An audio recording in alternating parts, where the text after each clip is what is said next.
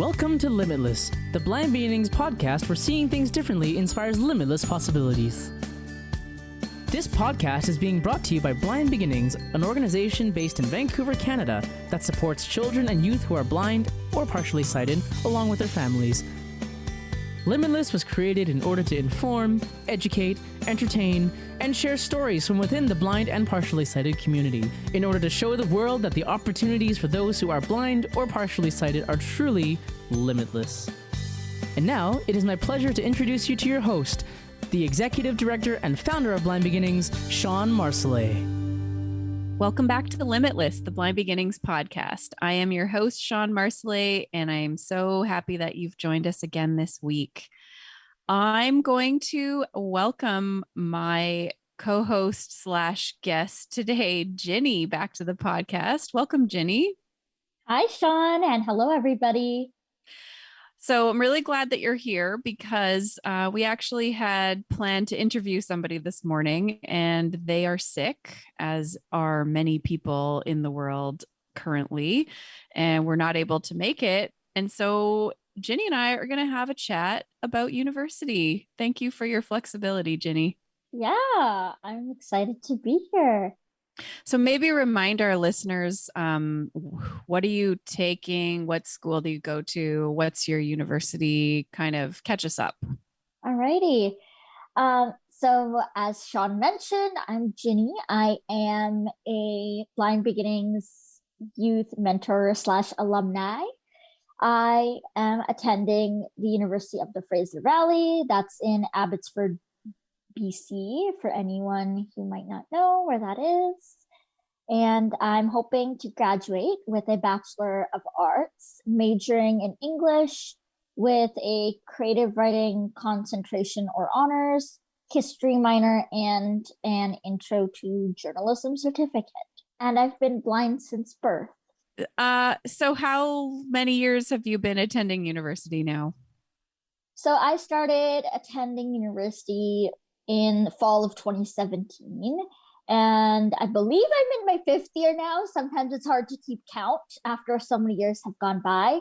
Mm-hmm. I definitely wanted to be that person who graduated in 4 years. I remember every Blind Beginnings workshop, I was like, no, I'm graduating in 4 years. And Shawn would be like, no, that sometimes is not possible, even for sighted people. So here I am, taking my time to graduate, but also enjoying it at the same time.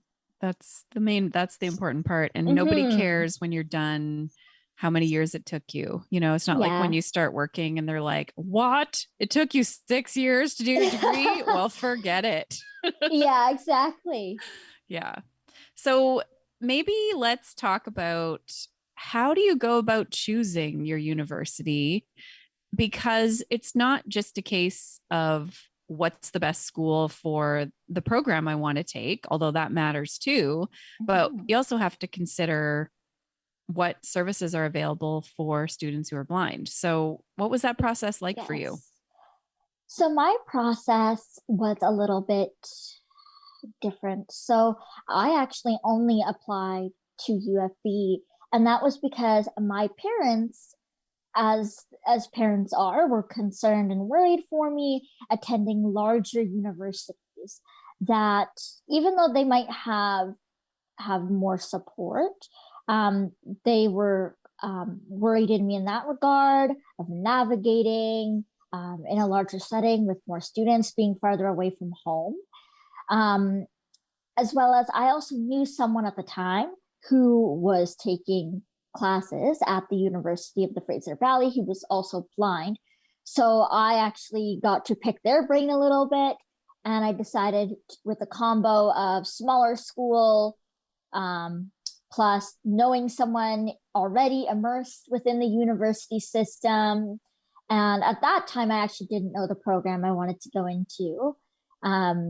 So that's what led me to my decision.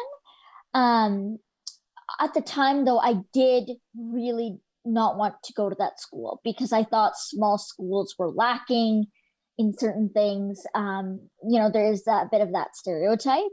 So I always planned to transfer after 2 years. But I think when you're choosing your university, definitely looking at the program, even if you don't have an idea of what you want to go into, there's always general studies or general programs that'll let you get started for most universities. Always looking up either the Center for Accessibility Services, Disability Resource Center, and booking an appointment with them far in advance so that you can ask questions, see what the process is like, see what services are available, particular to your needs. For those who don't know what a disability resource center or a center for accessibility services is, it's a part of the university that offers students with disabilities, or any students who need additional services or supports, the means and resources to do so. So, I mean, I went through that process a long time ago, the whole choosing a university. And I remember when I was in high school, actually, my vision teacher took me to the Disability Resource Center at UBC. We went and visited SFU and talked to somebody there. We talked to somebody at Douglas College and found out like what can I expect here? What services are available? And they differed for sure. At the time, actually SFU basically said to me, we recommend you don't come here because we know that we don't actually have the level of support that we expect you to need. Now, this was in 1993. So it's definitely different now.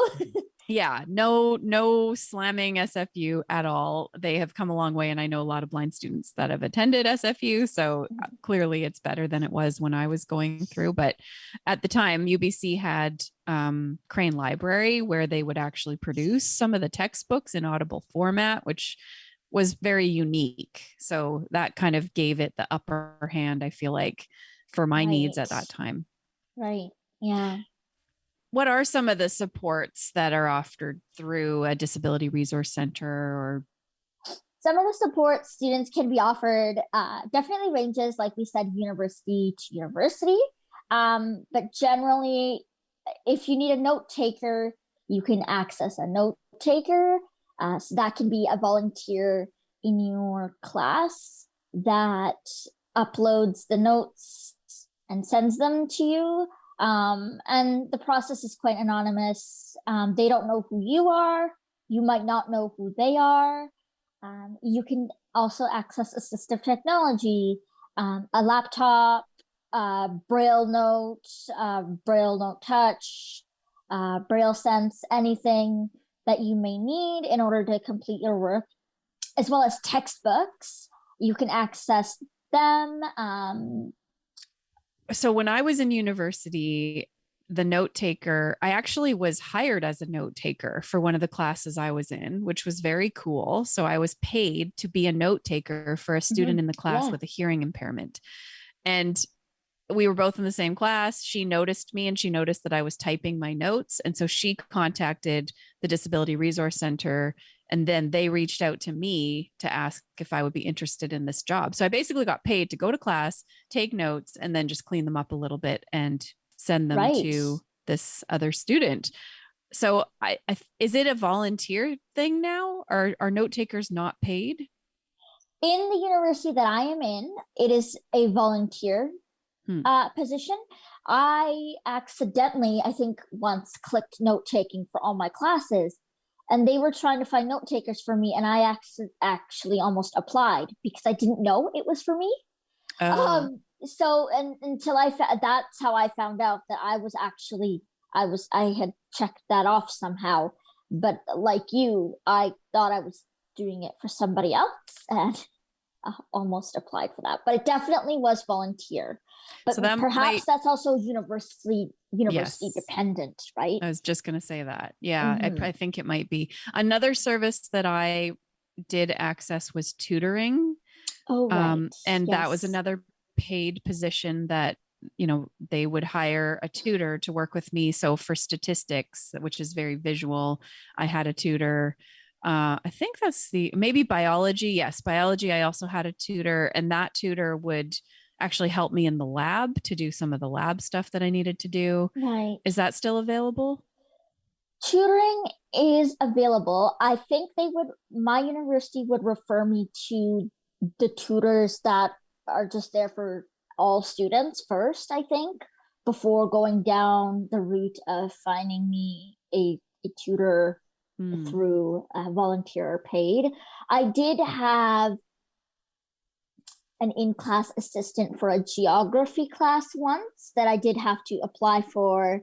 I actually had to find someone to apply, and then they were paid. But I think that they would refer you to the general student tutors first. Okay. Yeah. I mean, I went to college before I went to university, and I remember having I think they were volunteers that would go to the library with me and help me find materials for papers and things like that. Back in those days, it was right photocopying out of books and then taking that to have it read onto a tape to listen to. Yeah, definitely not like that anymore. No, I imagine not. The internet wasn't really a thing yet in my early university days. Yeah. I mean, accessing databases now too, though, has its own set of challenges because of the accessibility. Certain articles I just don't even click on, even though they might be really good for my proposals, because of the fact that they're not accessible. I've actually never tried to see if that could be converted, or if there could also be supports for that. But I'm sure that there's probably something out there for that as well. I think sometimes you have to ask, because when they're telling you what supports they have, they are very general things that you can access.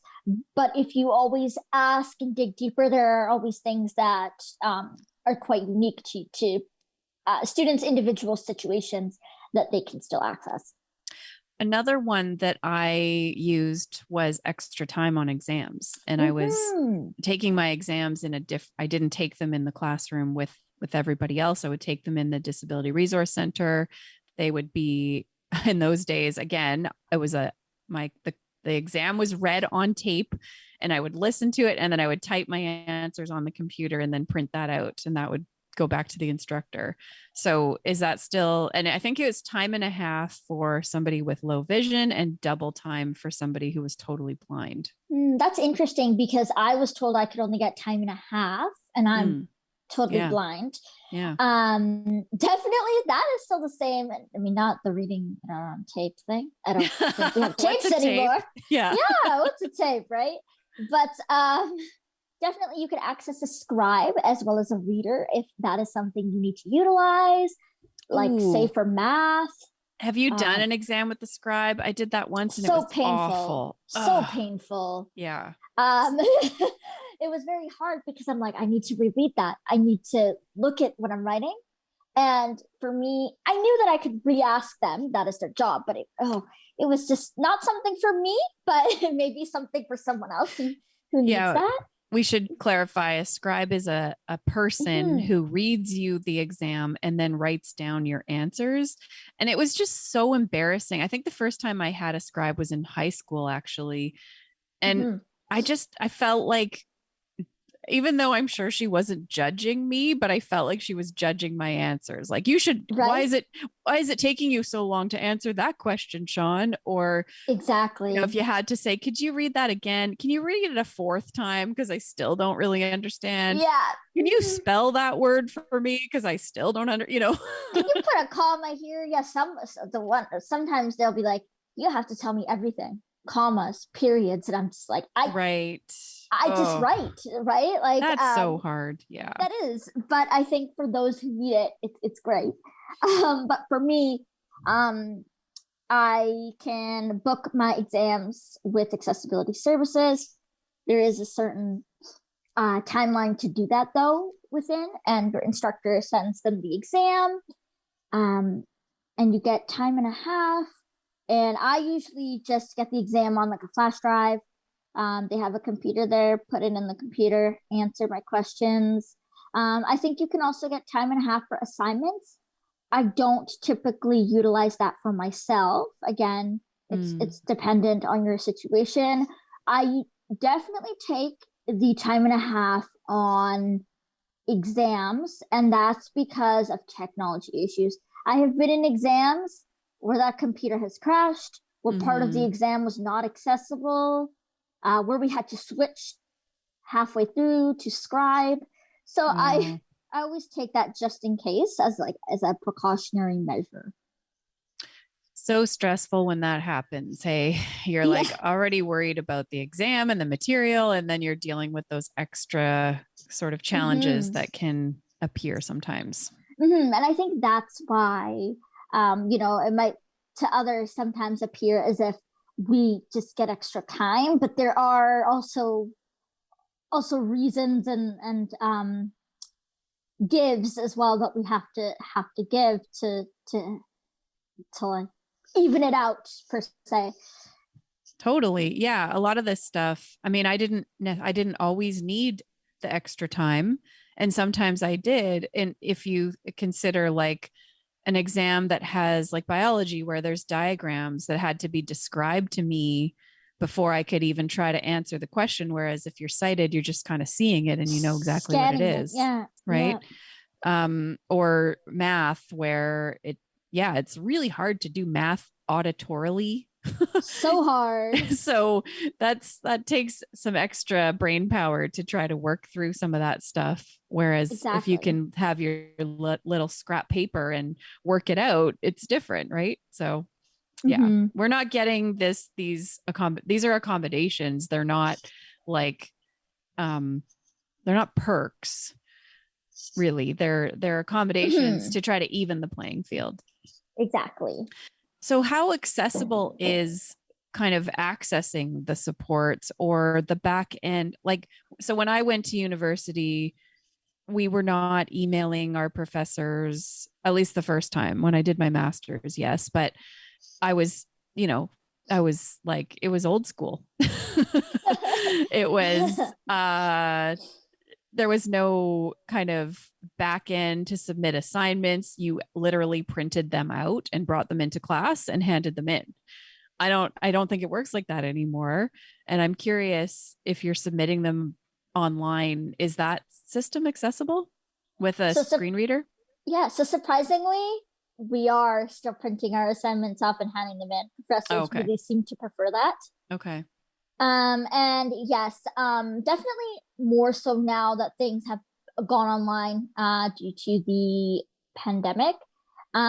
Each university uses their own platform. So some of them include Moodle, Blackboard, Canvas, different platforms, and it varies platform to platform. UFV uses Blackboard. Many people don't like Blackboard. I love it, but I also hate it. In the sense of, I love it because I find it quite accessible on my phone. So I can definitely email myself things and then attach them from my phone. It is also accessible mostly using JAWS. There are some features like when I had to take an exam through Blackboard, that took me much longer. Doesn't read the questions properly, doesn't help you read your answers back. That was painful. Again, though, sometimes changing the settings on your laptop will fix the problem. So it's hard to know how much of that is Blackboard, how much of that is your laptop. But there's this new tool now called Blackboard Ally, I think. And it's an accessibility thing that Blackboard has launched. And I don't really know much about it, but I'm excited to see how it works. And if instructors use it, students can download assignments in any format that they want that suits their learning style. And I think it has a couple other features as well that I'm not too familiar with. Okay, so do you still have like a disability advisor that's assigned to you for the whole time that you're at university that kind of helps you get these services? And does that person, like, are they able to talk you through how to use Blackboard with a screen reader or whatever platform that university is using? Like, is that a support that's available? So you definitely get an advisor assigned to you when you register with the center. I think for Blackboard, they just sent me some resources. Unfortunately, UFB does not have advisors who are proficient in assistive technology. Mm-hmm. So Okay. they rely a lot on me or others to kind of find that, or ATBC, Assistive Technology BC, that provides the technology for students to kind of go around that. Once when I had a problem with Blackboard, they took it to IT, and IT was like, we can access this, and they posted a video of themselves turning on JAWS but mouse clicking through everything. And I Oh. emailed back and explained that yes, this is not the same. So there are things like that still that you have. However, I'm not, that's not to discourage anyone from this. That just means to really hone in on your technology skills, because they're quite important. Well, and also when you're doing your research and you're meeting with the disability resource centers, ask those questions like, what platform does this Exactly. university use? And is there an advisor here that is familiar with a screen reader that will be able to help me if I have challenges? Like any profession, there are going to be different human beings working in that facility that will know or not know, 100%. right? And you can Yeah. always ask for future students, blind students who have been to that university. So like I said, I knew someone who went there, and now I have friends or people coming into the university that I'm telling, yeah, don't do this, or yeah, do this, or this is how I do it. So you kind of also have to access that as well, I think, Mm-hmm. to kind of have that perspective too. I'm curious. So back in the 90s, when I was in university for the first time, they told us to expect that it would take 4 months to get a book in alternate format. So we would have to read, I'd have to know what classes I was taking 4 months before I started taking those classes in order for them to get those books in the format. And I was using audio format because I didn't learn Braille until I was 18. So I couldn't read Braille and I couldn't read print. And that was pretty much the only other option at that time. So it was quite an involved process. And often and then when I transferred to UBC, because they had Crane Library where Right. they actually produced the books, it was 2 months. So it was much better, but still 2 months. So, and even still, there were times when there was one course where I never got the textbook, and we actually had to hire somebody in the class to read the textbook to me, the entire thing. And then other times I would get chapters at a time, like Right. the whole book isn't Yes. available, but here's the first 3 chapters. But the thing with university textbooks is sometimes you don't read them in order. You do not. So, well, today we're going to read chapter 12. And I'm like, but I only have 1 through 3. So there were Exactly. a lot of challenges around books. What's the There situation still now? are. Oh, Yeah, there still no. are. So last semester, this was kind of, I guess, on me. I registered last minute for a class. I didn't get the course pack until end of October, which we were done using it at that point. So I had friends in the class who would make audio recordings of themselves reading our course pack to me. This semester, so I registered for classes in November, and I still haven't gotten my textbook for class, but yet we're starting reading it this week. I would have supposed to read it this week. Before, for me, it was better, because what would happen is you would register for classes, you and your disability advisor would meet, and then you would ask the professors for textbooks, and you would send them the paper right then and there. Now UFB has changed to, I register for classes, I go to an online portal, I ask for accommodations. They have to be renewed.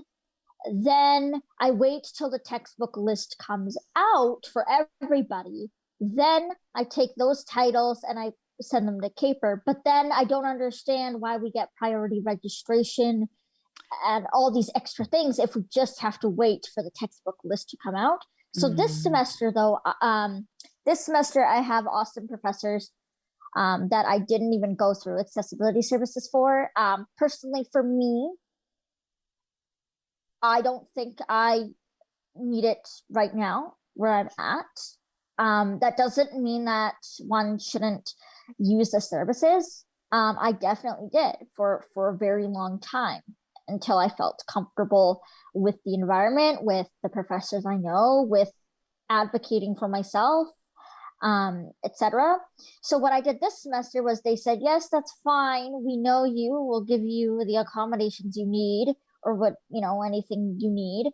And then they sent me the list, the textbook list. I asked for it because you're not supposed to anymore, but because I was doing things of my own accord, I asked for it, I submitted it, and I still haven't gotten it. So if you're waiting for the textbook list to come out, it can take a very long time to get textbooks. Yeah, and that is why we are able to register earlier. Usually it was for that exact reason, so that we could guarantee that we were going to get those courses, because in some cases we'd already ordered the books or the books had already been, they were being produced for us because we had to know so far in advance. Another thing I've started doing though as well is the age of ebooks and audiobooks now has also really developed. So if I'm reading a novel in class and I don't want to wait for them to produce it, I just go to Audible, use a credit, and buy it. And now I have it. But the problem with that then is if you have to write a paper on it in audio, I might not have page numbers. I might not have spelling of the names. There are things like that too that I can use. Yeah, it's funny. When I did my master's, I guess, when was that? Like 2009, 2010-ish. I didn't really need a lot of support from the Disability Resource Center because technology had come such a long way. It was an online program as well. But for my textbooks, some of them I literally scanned them myself. That was tedious. Was starting to be able to get books in e-text at that point, which makes a big world of difference. Right. So the game changed quite a bit, thankfully. Yeah. It's gotten a lot better. And it's unfortunate that they don't, the only formats I'm being offered are PDF and e-text. There is no Braille. What about getting technology? What's the process like to get some assistive technology if you need it to do your coursework? Yeah, so like I said, ATBC, Assistive Technology BC, provides the technology for students in post-secondary. And once you're registered with the Center for Accessibility Services or the Disability Resource Center, they'll ask you if you need assistive technology, and then you would fill out the paperwork for ATBC. And then I had to have a short consultation with them about the equipment that I said I needed, why I needed it, how I would use it, what classes I was in, etc. And then you usually receive your equipment before school begins. They also ask you if you want it on loan or if you want to purchase it with the grant money.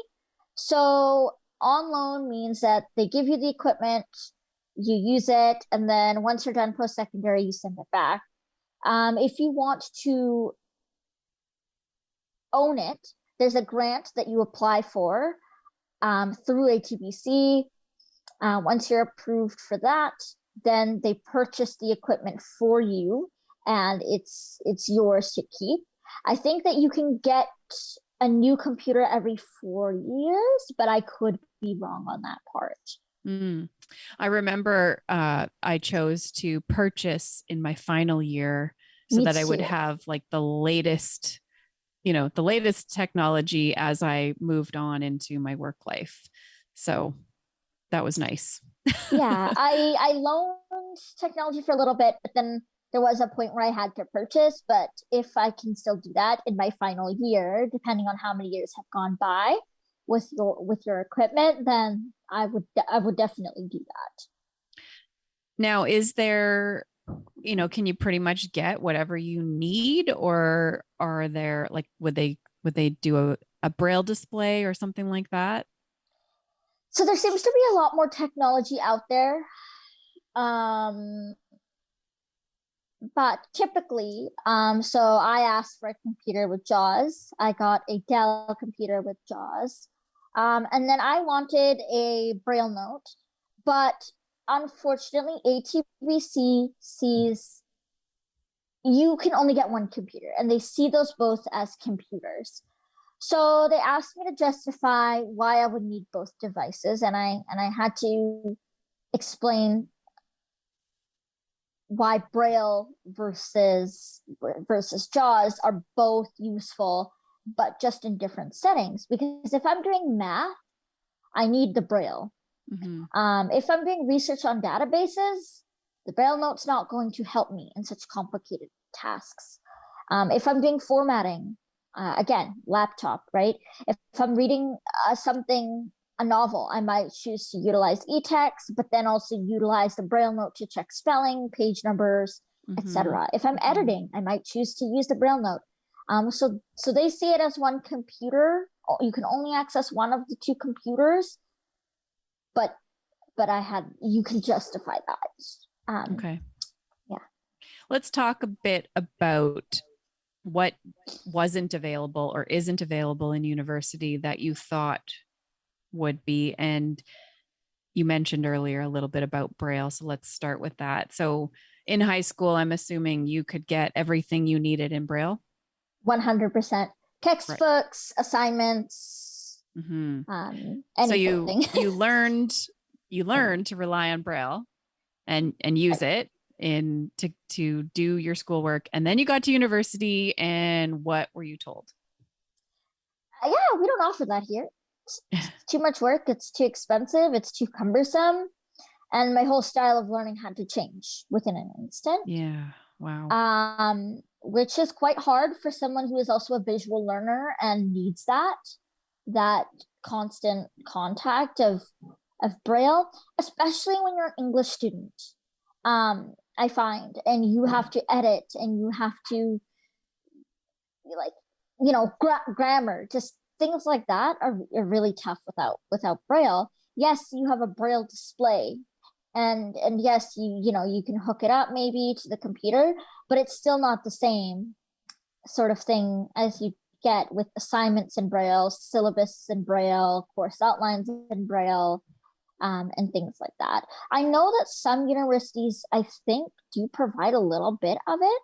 Mine definitely does not, which I think is, I just personally, I don't see why not. I think blind students, Braille is so pivotal. Why would you not provide that? We're relying so heavily on technology, but when our computers break and we have to send them back, we're always late for assignments, and what do we have to rely on?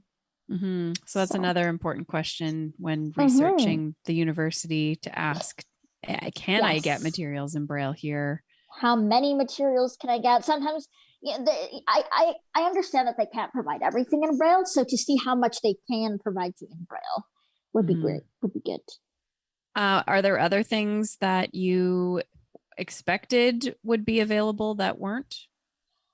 So when you're growing up with a visual impairment, throughout elementary school and high school, you have an orientation and mobility instructor. So that person works with you about an hour a week, and you work on cane skills, you work on learning the layout of the school if you need to, learning the layout of the surrounding community, classrooms, etc. And when I got to university and asked for that, they told me to go to the CNIB, because CNIB offers free mobility services for anybody who needs them. However, when I went to the CNIB, they told me that they can do O&M with me everywhere except on a university campus because they believe that it's the university's job. So I was kind of being thrown between the two of them. And then they said, okay, well, after I kind of argued that a bit, I said, look, like this isn't working for me. They said that they'd send a student to walk with me class to class. I said, that's not going to work for the rest of my life. Yeah. Good especially in emergencies. Yeah. I did have a student walk with me from class to class, but I remember one class I had to go somewhere and I couldn't ask that student. So at that point I was like, no, like this is not okay.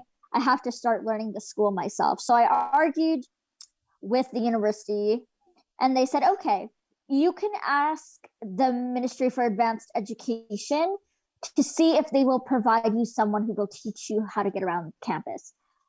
However, in that letter, when I wrote that, they read it and they're like, well, we have to kind of make it seem something it's not. Like they would help you to the bathroom. They would help you find your chair. They had to make it seem more involved of a process than it was for me to get some funding in order to access some O&M support. But I still ended up paying out of pocket for a couple months. I'm curious of this whole CNIB can provide mobility anywhere except on a university campus. I certainly remember getting some mobility when I started university. I don't know if that's like in certain areas or certain universities. Mobility was never a thing that was provided through school, through university when I was attending either. So this seems really new to me.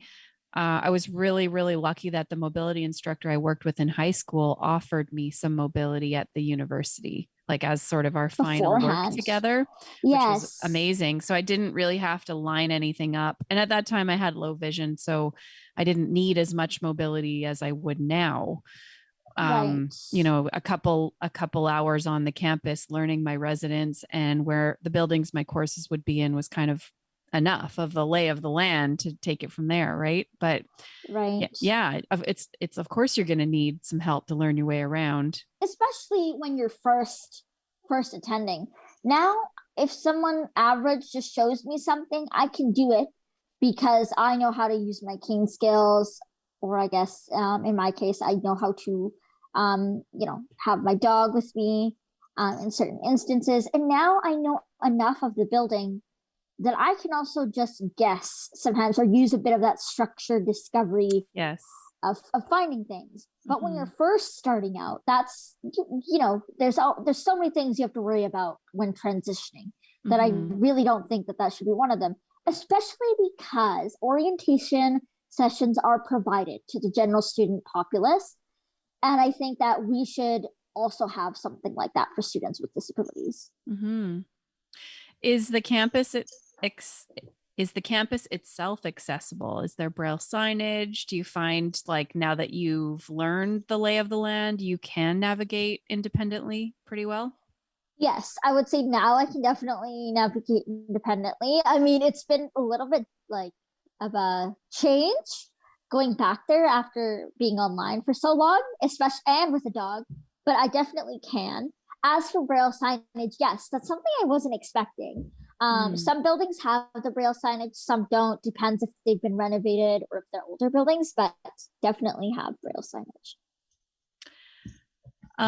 Let's talk about instructors. I'm really curious how your instructors have responded to your blindness. I'm sure there's a range. I certainly had a range. I have some fond memories. What's your experience been like? Yeah, I definitely have some memories. It's definitely a mixed bag.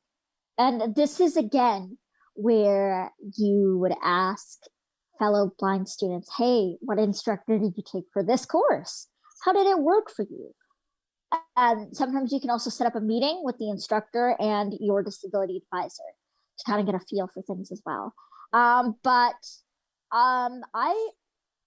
Though I've had negative, I wasn't expecting the positive responses.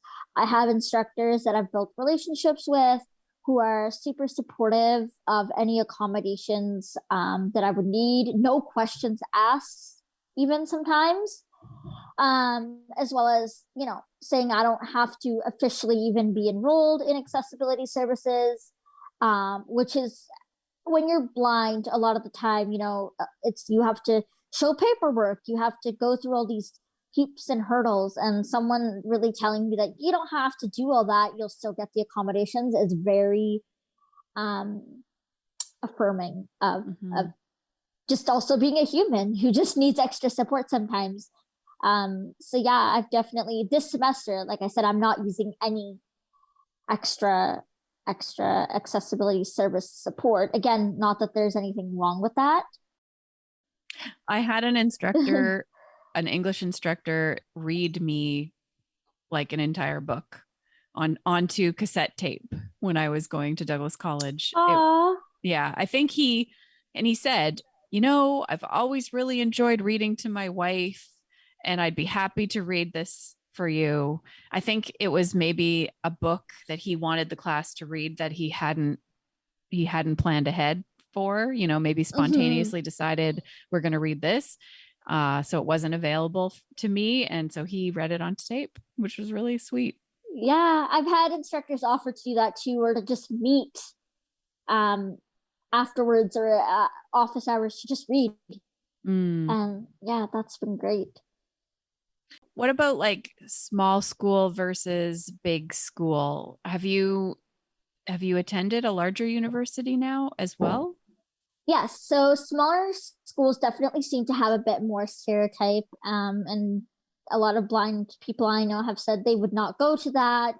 They wouldn't. And I think that there is also something to be said about smaller schools, because if a professor knows you, that's why, you can form those relationships, have that support. And I think that in bigger universities, you might have more services, but you're really lacking in that community aspect. I recently started an editing certificate at SFU, and going through that process versus UFE was quite different.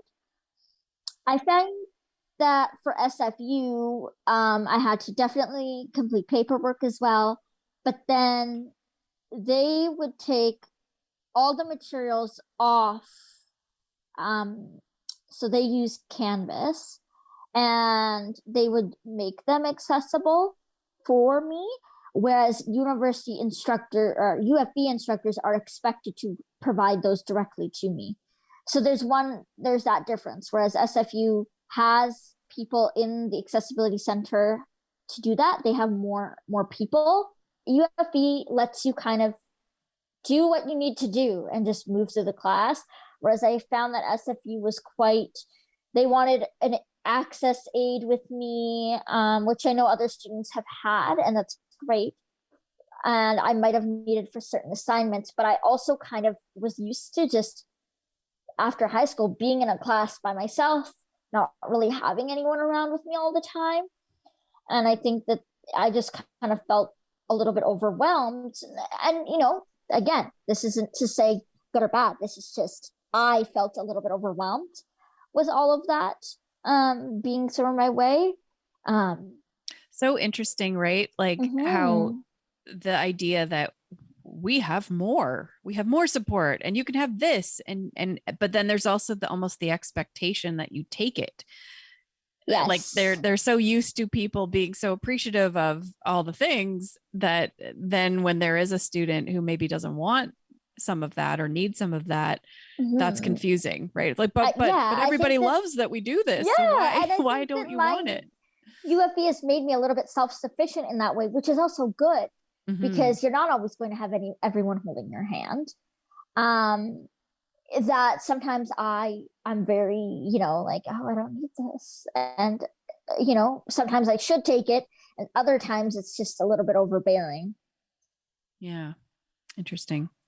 Well, I liked the smaller class sizes when I went to college, and the instructor always knew me. But that is one of the benefits of being a student with a disability I would always on the first or second class, I would go up to the instructor at the end of class and introduce myself and explain that I had a visual impairment, and just like remind the instructor to please verbalize what they're showing on the overhead or, whatever their notes, just sort of talk through some of the things that I was going to need, which meant that they would know me, right? I, being the blind student in their class, it would make them remember me. So in a class of 300 students, where if I wasn't blind, they probably wouldn't know me unless you're that one student that puts their hand up in every single class, which I'm not. So yeah, kind of that disability kind of gives you that, they're going to remember who you are, which is generally good unless you're not a good student.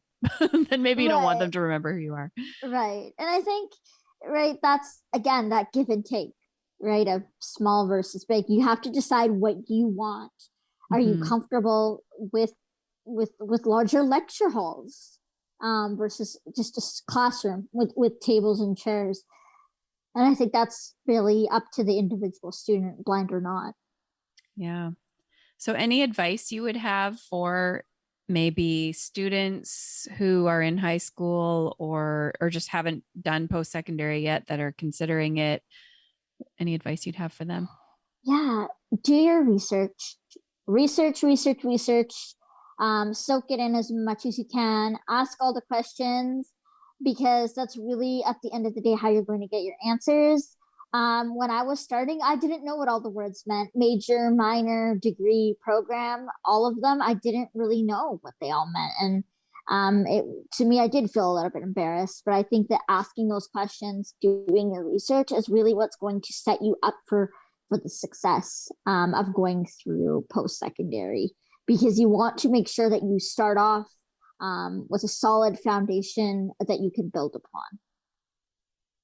Awesome. Good advice. Definitely.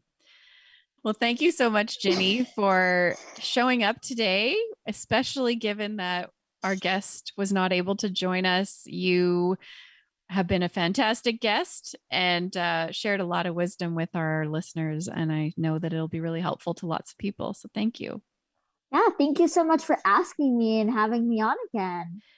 You've been listening to Limitless, the Blind Beginnings podcast. If you have a question, a comment, a future topic request, we would love to hear from you. Please send us an email to limitless@blindbeginnings.ca. Please share this podcast, subscribe so that you get every week's episodes, and join us next time. This podcast has been brought to you by Blind Beginnings, an organization based in Vancouver, Canada, that supports children and youth who are blind or partially sighted, along with their families. Music for this podcast is composed by Shawn Bishop and Clement Chow. Production and audio editing by Rob Minot. For more information about Blind Beginnings and the work it does to support children and youth who are blind and partially sighted, along with their families, visit us on the web at www.blindbeginnings.ca, and also remember to follow us on Facebook, Instagram, and Twitter. We thank you for joining us, and we look forward to seeing you next time.